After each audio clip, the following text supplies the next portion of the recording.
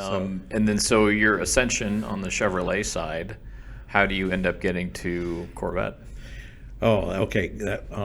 So I did the Corsica Beretta for, I'm going to say 3-4 years. I can't remember exactly.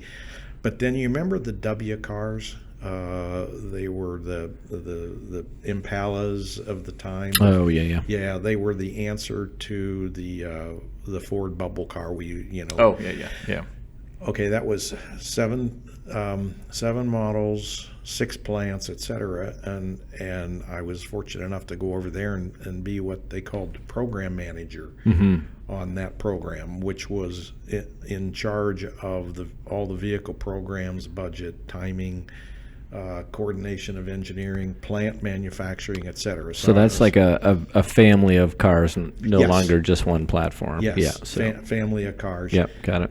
In fact, we were pretty successful in big volume. That was the good news. The bad news is I don't remember which magazine, but you remember one of the magazines had a picture of 4 of the GM vehicles back by back, and you couldn't tell them apart from the side. They all looked the same. Yeah. So there was a lot of criticism about what they called badge engineering. Yep. Take the vehicle and you take a Chevy, put a new badge on it, a little bit of money in the interior, and call it, a Buick. Right. Yeah. And rightfully so from the public standpoint. But on the other hand, we sold a lot of cars. Yep. And gave a lot of people transportation. Yep. But so I did that. And then I went and did a staff job for a couple of years, which I really didn't like. I was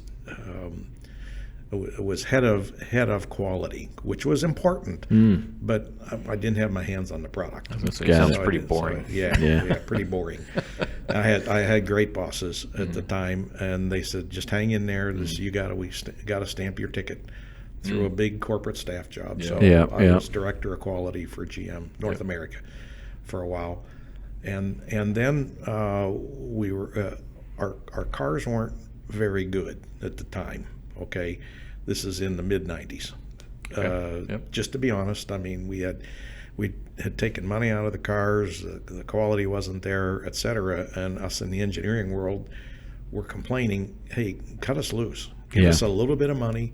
I mean, I remember big fights about putting disc brakes on the back end. We had put discs on the front, but we still had drums on the back. I mean, that's just one example. Yeah. And not being critical, but it was like, come on, cut us loose. Yeah. So we did a study on what was wrong. Why couldn't we do great vehicles inside GM? And come to find out that there were, I call it, too many functional silos. Manufacturing had their targets on what they needed to hit, which didn't support great cars. Financial had their targets, which you needed to hit, which didn't support great cars. Engineering was over here fighting with styling, okay? And all these functional silos, there was nobody in charge of a single vehicle to say, how do we make this vehicle successful?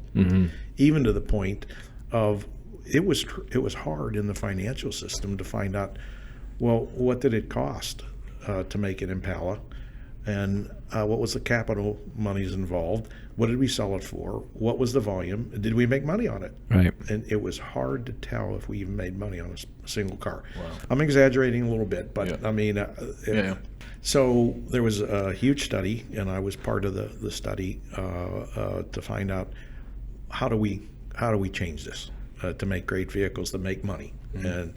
And there were 6. The conclusion was there were 6 different things we had to do. The main one was we needed to put a person in charge, and the title was Vehicle Line Executive. And the Vehicle Line Executive would be put in charge. There would be 13 of them, and the 68 models of General Motors would all be divvied up between those 13. So like a full-size truck VLE, mid-size truck VLE, a Corvette VLE, small compact VLE, and that person would be directly in charge of the whole vehicle: styling, finance, manufacturing, purchasing, engineering, marketing, and they would be held responsible. There'd be a set of objectives. Okay, you got $600 million investment. You've said you're going to sell 1.2 million vehicles. You're going to make this much, and it's going to provide this aspect of engineering deliverables. And okay, you got the money, now you're in charge, make it happen, and if you aren't, you're fired. Got it. And they had, I'm telling it from my side of the story because I became one of these VLEs. They had the authority to be able to go into purchasing and say, I know you think we need to buy the tires from this manufacturer, Yep. but this tire works better. It's the same price. It does better braking. This does better that. That's what we're going to do. And purchasing in the past would say, no, I'm in charge. But the change was, no, the VLE was in charge, and they could tell purchasing, no, this is what you're going to do. Got it. Now, it wasn't without conflicts, but we would resolve them. Yeah. And I became one of the VLEs of Midsize truck. Wow. And at the time, I wanted the Corvette.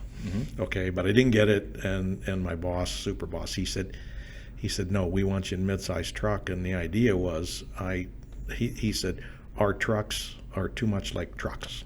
Okay, like the S10 Blazer. It was a great truck, but it wasn't a great SUV. And he said, we need to bring car aspects to the midsize truck. So the Chevrolet Trailblazer, the Envoy, the Bravada, etc., was my program, and that was starting in 1996 or 97. Yep. And I was in charge of the current vehicle that we were selling, the S10 Blazers, etc., with the new program on the books for 2000. And that's when we brought the new midsize SUVs and midsize pickups out as a VLE, and we were very successful. We took a lot of market share away from Ford at the time. They were a little bit behind in seeing that we needed to make trucks into more compatible vehicles that people liked and have some of the car aspects. Yeah.